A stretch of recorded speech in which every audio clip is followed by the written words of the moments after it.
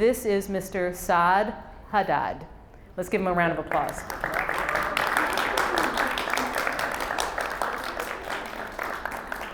I'm going to be asking him some questions because I think it's really important. You know, we say he writes music, but what does that mean? Like, how did he start it? Where did that all come from? So let's start. First of all, where are you from, Saad? I'm not from here. I'm from Los Angeles, actually. Okay. So I grew up in I grew up there in Los Angeles. I went to all public school, and then went to USC in LA. Still. University of Southern California. It's an excellent, excellent music school in LA. And then I moved out here to New York about 8 years ago, and I haven't been back. Been back to visit, obviously, but haven't been back to live in LA. Okay. And when did you first think, I want to compose music? So you guys are like around, how old are you guys? 10, 11, 12, 13, but older? So I started, no one's here younger than 9, 8 years old, right? Oh, how old are you? Okay. How old are you? 8. I was 8 when I started writing music. So that's how old I was. And that's when I decided I wanted to be a composer. What happened? Like, you're sitting there were you playing an instrument at that point? So what actually happened was I was 7 years old, and I was in this class, and at that time, I think it was the late 90s when I was 7, and we were starting to use, you guys know how to use computers and all that stuff really well now, but when I was in the late 90s, we just started using computers and using a word processor to write book reports. So every month in my class, we would do these one-page biographies on different famous people. So 1 month it was scientists, I did Albert Einstein. 1 month it was authors, I did John Steinbeck. Then the music month came. John Steinbeck? Yeah. At 8? Yeah, I guess. Okay. And then the music month came, and I saw this like picture book on Mozart. I didn't know who the heck Mozart was. And I opened the book, and I see this little kid, younger than me. I think he was 5 in that picture, and I was 7. And he's playing the piano, and there was this little caption that said that he's playing his own piece. So how could someone 5 years old be writing music? And how could I be 7 not writing any music? Wow. Wow. So it's more like it was already there. You're like, wait a second. Yeah. Let's do it. Okay, so what did you do? Well, I thought that you had to read music to write music. So like that's why I showed you guys this picture here, to show you because I don't know if you've ever seen anybody writing music. I thought that that was the only way to write music, to actually write it on paper. Nowadays you can write music, and we're going to talk about that later. There are other ways to write music. But when I was 7, I thought the only way you could write music is to write it on paper. So I wanted to learn how to read music. So I went and got piano lessons. And as soon as I knew what all the notes were, I started writing music. Are your parents musicians? No, my parents are not. My dad is a doctor, and my mom doesn't work, but nobody in the family is a musician. Okay, and we'll get it more into this later, but I know you have a background, some of your family are from the Middle East. What part of the Middle East are they from? So mainly so my mom's side is mainly from Lebanon. My dad's side is mainly from Jordan. Okay, and do you have an example? We were just queuing up some music for you guys to listen to. Can you play them an example of music from the Middle East? Because yeah, I know. So a lot of Saad's music, you might not, unless you heard it, you might not know this, but a lot of his music is influenced by the sounds of the Middle East. So he's going to just show you a little example of that. And what are they going to hear? They're going to hear this really amazing guitar, well, not guitar, but oud player. It's kind of like a guitar, but it's the Arabic version of that. And his name is Farid Al-Atrash, and you'll see a little bit of him right now. But before I do that, I just want to say, yes, my parents are Middle Eastern, Lebanese, Jordanian, but I was born here. So while I try to implement Arabic music, I never actually visited the Middle East. I've never actually been there in person. So why is it important for you to put it in your music? So for me, it's always like, what would I have been like if I stayed over there? You know, if my family stayed, both sides of the family stayed in the Middle East, what would I have been exposed to? Like, what kind of person would I have grown up to be if I wasn't here? you know, and to think in that line also with music, it just opens up a lot of possibilities in my mind. It's a creative thing for you. Yeah, because when you're here in the US or in Europe or anywhere you're studying Western music, they teach you do, re, mi, fa, sol, la, si, do. They teach you music theory. They teach you all this stuff that comes from basically a European background. Right. We don't really hear any Middle Eastern music at all, or any other kind of music for that matter, non-Western music. So I had to seek that out on my own, actually. So all the stuff that I've been exposed to, I was exposed to basically through my grandparents, listening to this kind of music. So the music I'm going to play for you is not anything recent. It was, you know, played 80, 90 years ago. This is not music that my parents even listened to. It's music my grandparents listened to. So to me, that's what makes it special. It's what were they listening to? How does it affect me? And do I even like it? And I do like it. So that's a nice thing too. Growing up, I actually knew Arabic better than English. Wow. So it was like, how do I it became getting rid of the Arabic and learning the English. So now my Arabic is really poor and my English is okay. And how about, does that translate to your music as well? Well, that's the thing. I want the Arabic knowledge to get better because I felt like the language and the culture got diminished the older I got. So it's the music that's like keeping me grounded in what my grandparents know. So it's very, very personal for me, because when you think about it on the outside, it's like, okay, yeah, he wants to incorporate his Arabic heritage. But for me, it's a lot more personal than that, because I think of my grandparents and what they did and what would have been like if I stayed over there.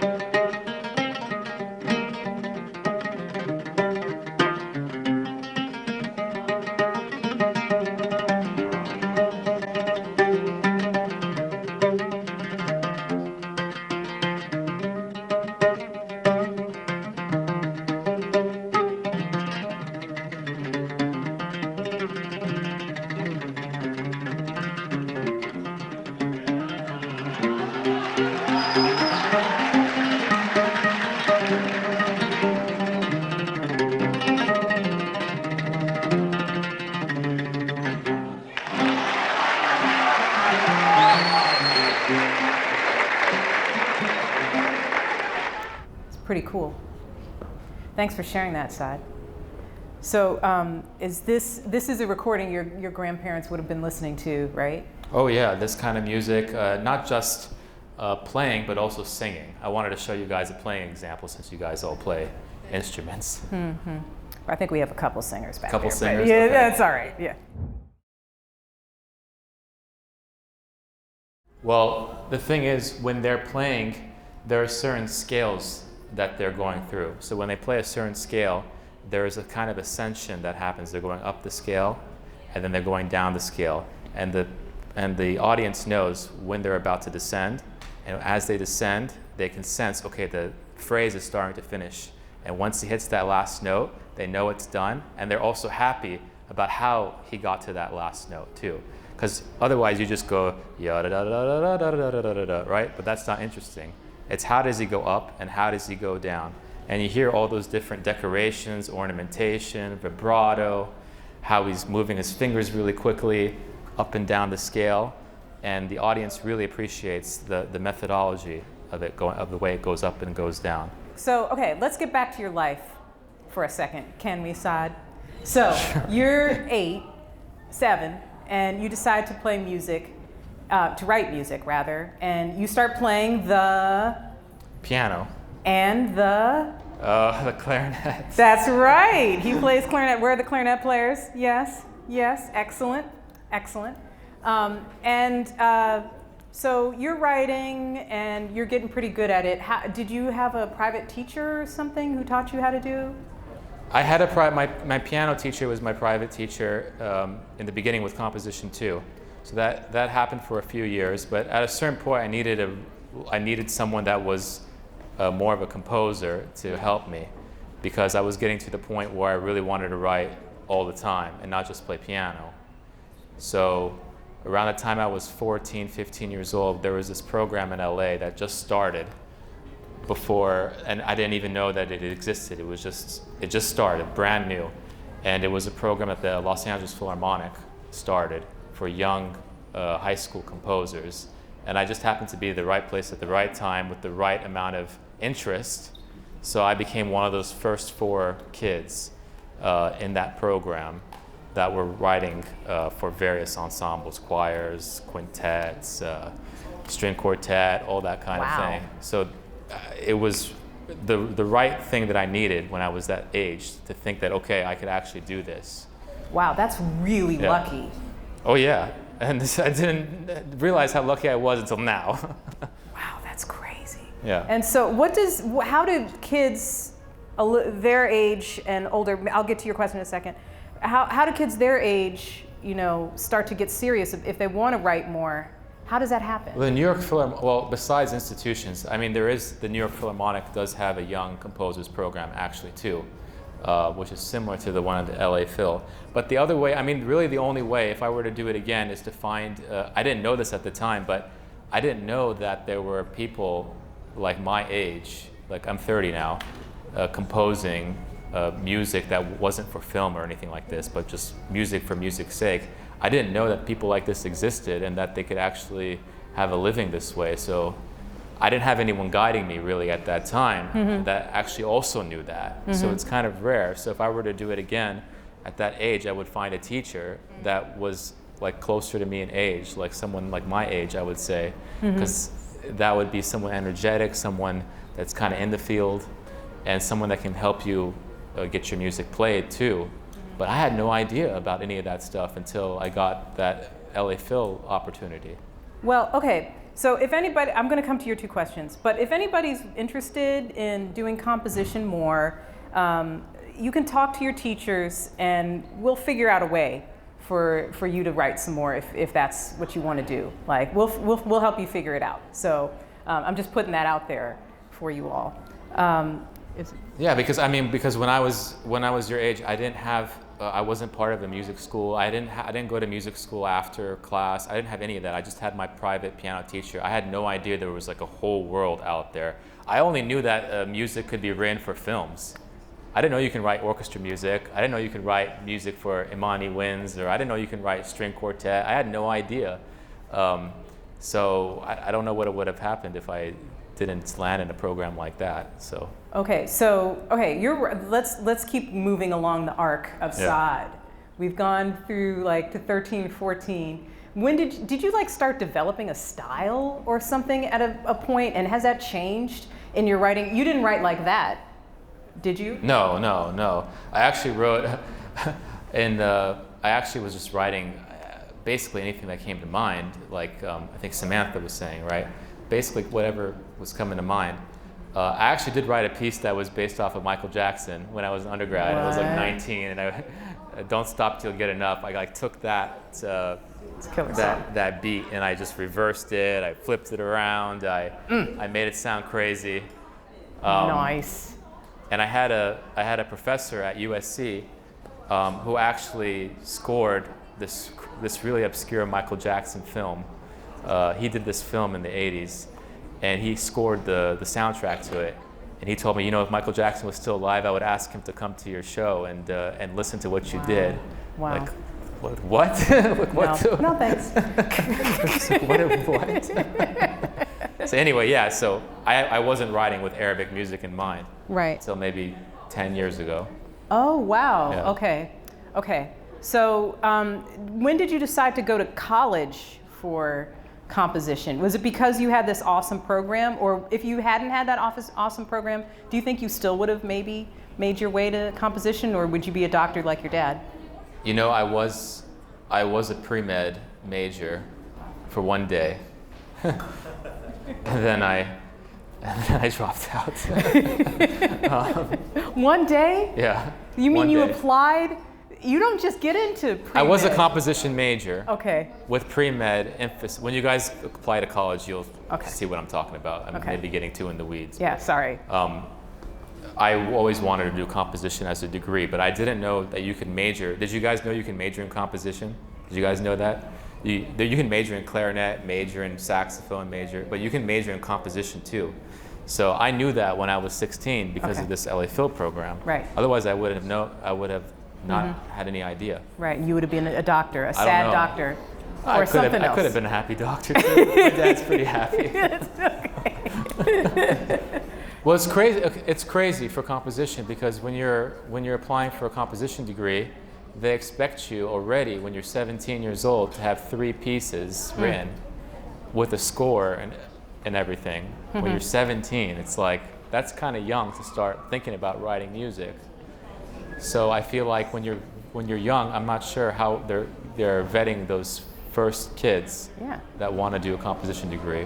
When you play violin, people have been playing violin since they're 4, so they get really good by 17. But when you compose, people don't compose when at 8, you know? No. So no, it's not normal. So, but did you also go to Juilliard? Yeah. Okay, so you're at USC. This is the exact journey my husband took. He went USC Juilliard too. That's awesome. Yeah. You're at USC and you're doing well, and you're like, I'm going to go to the best school. I'm going to go to Juilliard, and then you went to like Yale or something too. No, I didn't go to Yale. Okay. I went to Juilliard, then I went straight to Columbia after Columbia, that. right. Yeah. I knew it was an Ivy. Yeah. I knew it was an But Ivy. I should say something about that, about you, because you mentioned Juilliard, the best school. I went to Juilliard because the teacher there, I wanted to study with him, John Croliano. I didn't go there because it was Juilliard, and I think I need to say that for you guys, because when I was 17, I applied to USC, I applied to Columbia also, I applied to Juilliard, I applied to Harvard, I applied to all these places.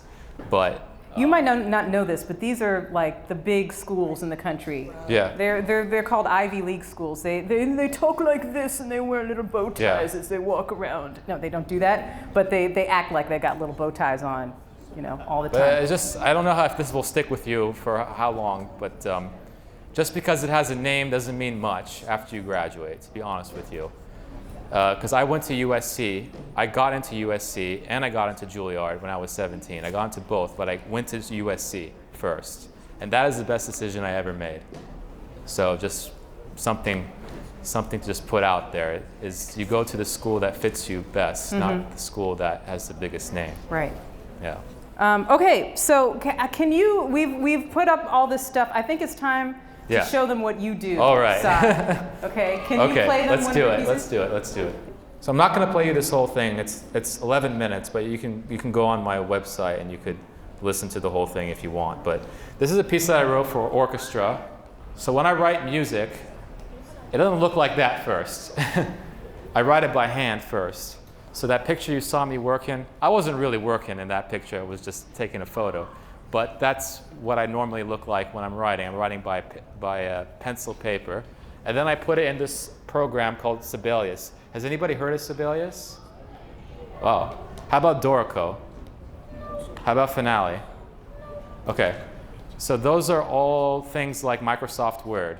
So imagine Microsoft Word, but for music. That's what this is, okay? So I wrote it down by hand. So imagine you're writing an essay down. Nobody does that anymore, but imagine if you were doing that. Then you put that into Microsoft Word, and then you could actually play it back. So that's what I did. But what you're going to hear here is the actual orchestra playing the music. So this is a live recording. What does that mean, that word? What? Meshahid. Oh, the title, Meshahid. That means scenes in Arabic. Scenes. So there are 5 scenes, 5 movements. I'm just going to play you the first movement.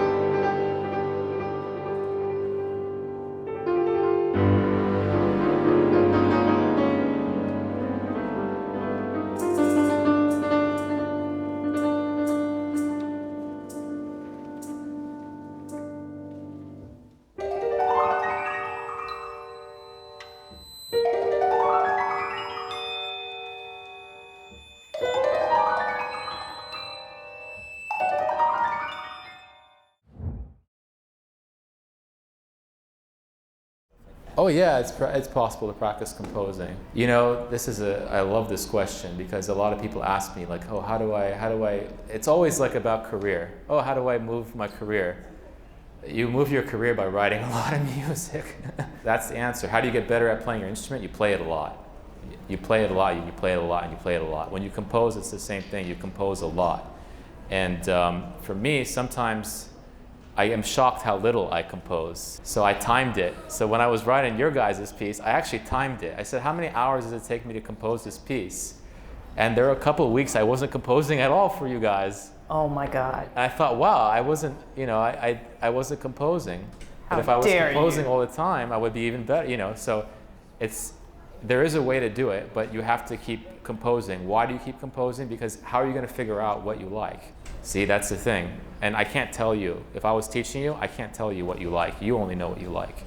So what you heard right now, you might not like it, right? You might like it, but I like it. That's all that matters, because when I'm writing, I need to write what I like. If that makes sense. The hardest thing when I was this age was that the people around, maybe you guys don't have this issue because you guys are at this very amazing school, but the people around me thought it was stupid for the most part, that I thought that I could write my own music. Like, what, you're just a kid. What do you mean you want to write your own music? So there was a lot of that kind of negativity around that, I think. And I said, I don't know how I got through that, to be honest with you, but I did. And that was the biggest thing. That was the biggest hurdle, like believing that I could do it. Because a lot of the music I wrote was really bad, and maybe this is also bad too, I don't know, but it's better than what I was writing before, let's put it that way. Yeah. There's nothing bad. There couldn't be bad. But when you start an instrument, now when you started playing percussion, were you good at it right away? No, oh, you haven't written anything before. He hasn't, I have. But when you started playing, were you great at it immediately? Are you still learning?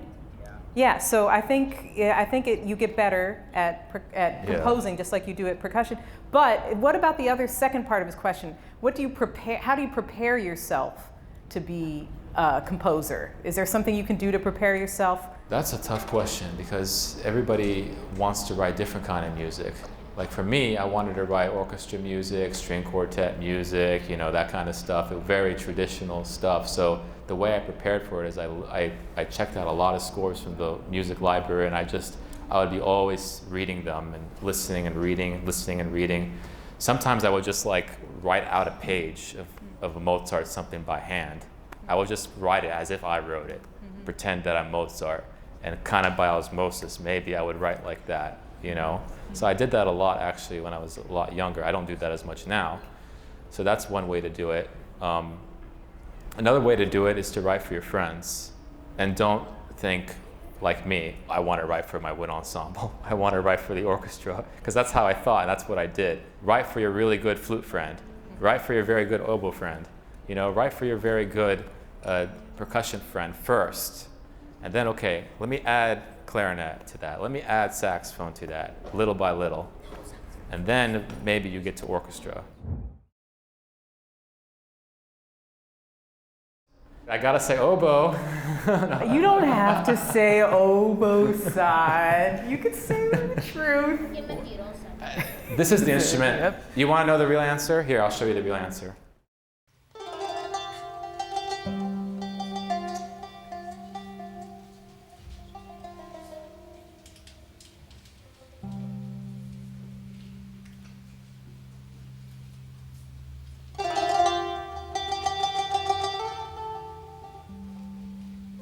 What is it?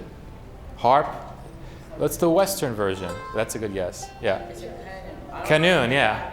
Yeah, so this is a canoon. So it's like a harp, but it's flat. And you can play it with two hands, and it's got like a plectrum on both fingers. This is my favorite instrument. I love this instrument. I wish I had a teacher. I wish I was not so lazy so I can get this thing and learn it. But this is the instrument I would learn. It wouldn't be like a Western instrument, actually.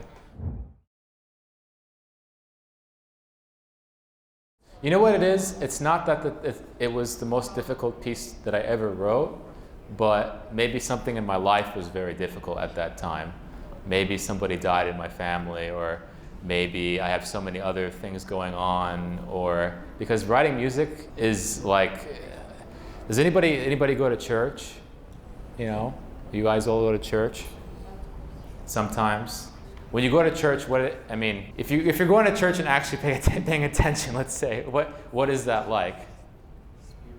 Spiritual? If you're paying attention. Okay. Yeah. Smoky? Or smoky? Spooky? Oh, with the smoky. Incense and the incense. myrrh? Yeah. Oh, yeah, I love that. You have? Meditate. Yeah. That's how I feel when I'm composing. So when I'm composing, it's not hard. It's actually relaxing. Like I feel like there's nothing. I'm on my phone. I'm not. No one's bothering me. I feel like I'm in church almost. That's what it feels like. Yeah. So it's not hard. It is hard to write music, but it's not. I'd rather be doing that than dealing with life. Yeah. It's the people that I know. They want to hear something from me, and then I hear them play and I want to write for them. So believe it or not, we've never met before today. We've never met. I've talked to her on the phone a couple of times, but I heard her play a lot. She's heard my music, and because of that, we want to work together. So that it's almost like pure in a way, and that's the special thing about writing music, and the special thing about playing music that someone that's alive is writing for you. It's a very pure relationship.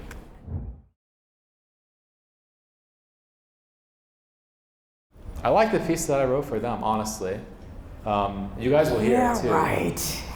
I do like the piece a lot. I just finished it, so I finished it like last week, so it's on my mind. So usually the piece, well, if you ever meet another composer, usually they're going to tell you the last piece they wrote is their best piece, because that's who they are right now.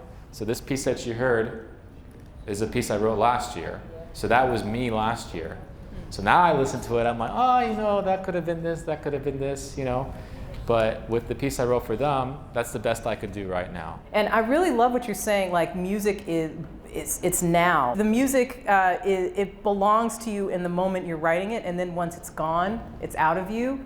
You're hungry, you're like a predator out in the woods, you know, like some jaguar or out there trying to hunt the next piece of meat. You're like, when you're done with it, you drop it and you go on to the next thing and you're excited about it, and that's really cool. It might sound kind of strange, this analogy, but I like basketball a lot. I'm a big Lakers fan. That's a better one. Like when you watch a basketball player, like, you know, they might have a really good game, you know, 40-point game, but it means nothing when they start the next game because they start from zero.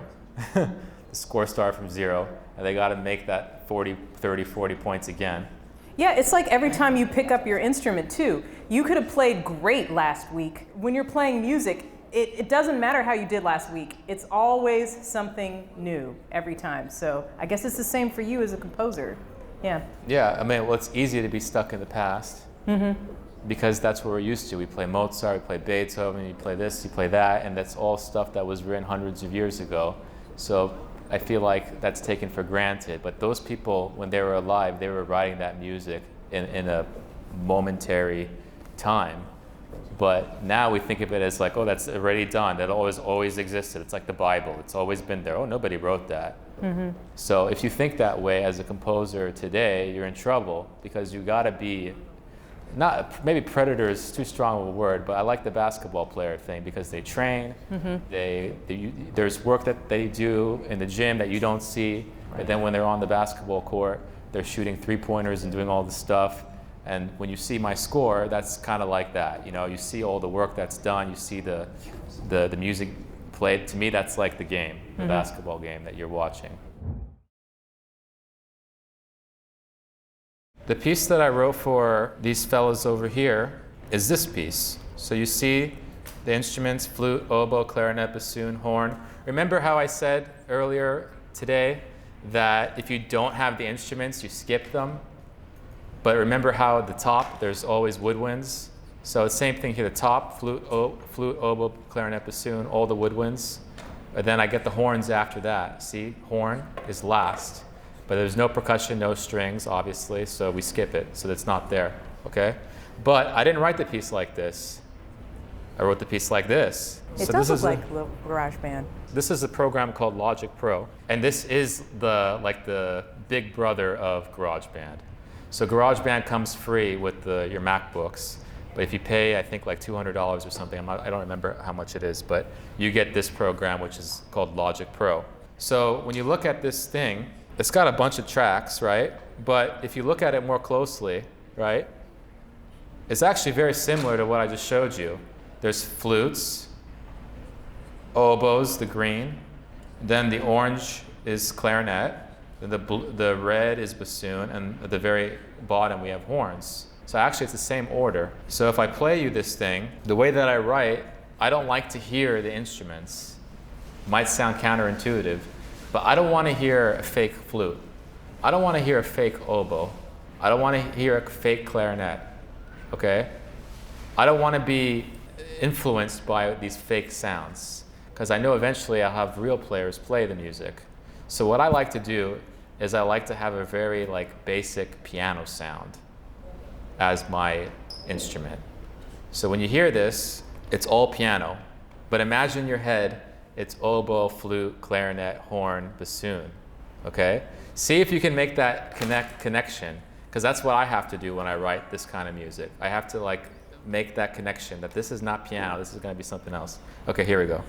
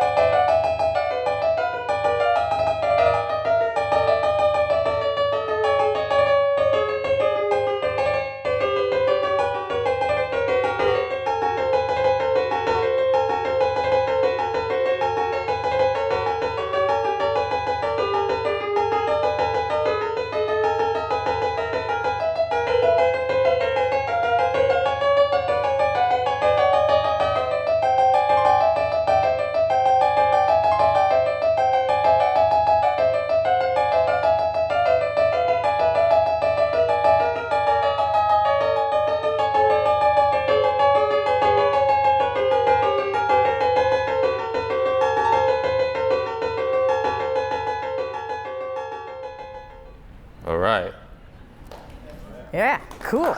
We rock and roll. Oh, Saad, we didn't tell them where that came from. You got it. I'll get to that now. Yeah, that's good. No, it's good. No, it's good. So this is important. This didn't come out of thin air, okay? I didn't just sit on the piano, okay, no. So there's another way of thinking about writing music, and it's more of like, what's the idea behind it? Like, why are we even doing this? Is it just because I like how it sounds? That's one way to do it. But another way to do it is when Toyin and I were talking about the piece, our first phone call, actually, we never talked before this, she was suggesting to me that I follow some kind of theme or some kind of broader idea of the whole purpose of why they're commissioning me. So they commissioned Paquito, who's I think Cuban, right? Yep. And myself, who's from a Middle Eastern background. But she wanted to follow something that was more with the African diaspora tradition, which has nothing to do with Cuban music or Middle Eastern music on the surface, right? And to me, I thought, oh my God, I'm already like taking from Middle Eastern music. How am I going to also take from African music and Middle Eastern music? This is like my biggest nightmare to figure out how to take now those two traditions and then put them in the Western tradition. 3 traditions all at once. It's a big mind screw. So what I found was I was looking online, all this kind of stuff, and there was this ensemble called it's a Banda Linda genre of music from Central Africa. And it was like, it's like God came to me and put this like perfect idea in my hand, at least to me, because here they are, there's 5 players that play the horn, playing this kind of music. Each player is responsible for their own pitch. One player is playing G, the other player is playing A, the other player is playing C, D, and E, okay?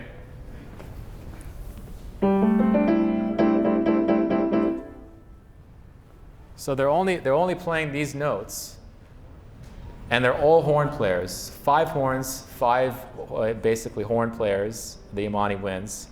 And instead of using their notes, I use my notes. So this is kind of the idea. So when you hear this music, it sounds kind of similar to the rhythms that I'm doing in my music.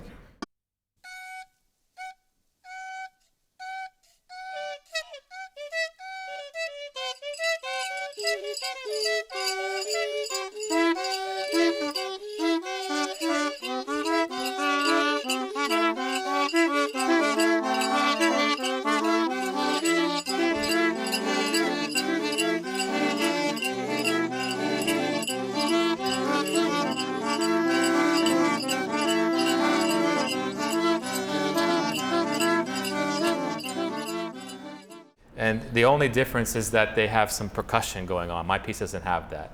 Okay, so I take that, I take my own pitches, I put them together, and then we get this new piece out of it. So there is that one way you can improvise, you can think of what you like in that way, but then if you want to get out of yourself, you start to look at other places. And that would have been something you would never came up. So if we didn't have this conversation, I would have never written this piece. So that's also very inspiring. So that gets to Toyin. How does she fit into all this? What does her part by itself sound like? Just her. Okay, my part sounds like this. 1.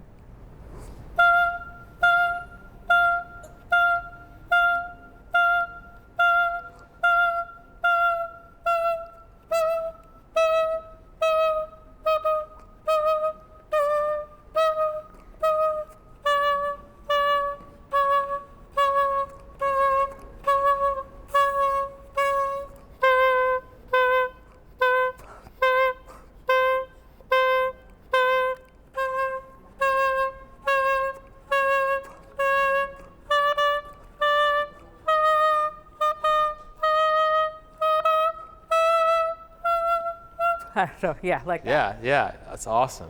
Awesome. So, yeah, round of applause for sure.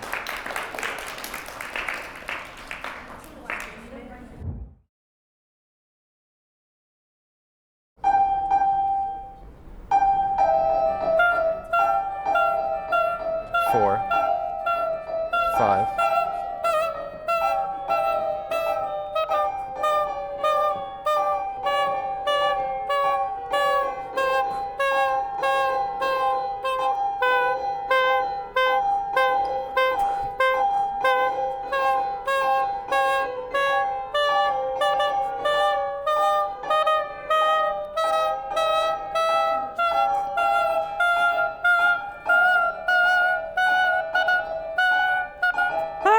Awesome.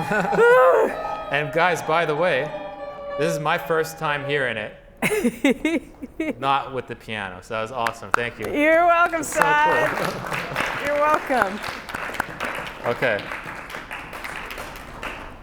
Basically, all these microtones that you hear, they're merging from the Arabic tradition, and the rhythms that you see here are from the African tradition. So that's how we figured out how to put those two together.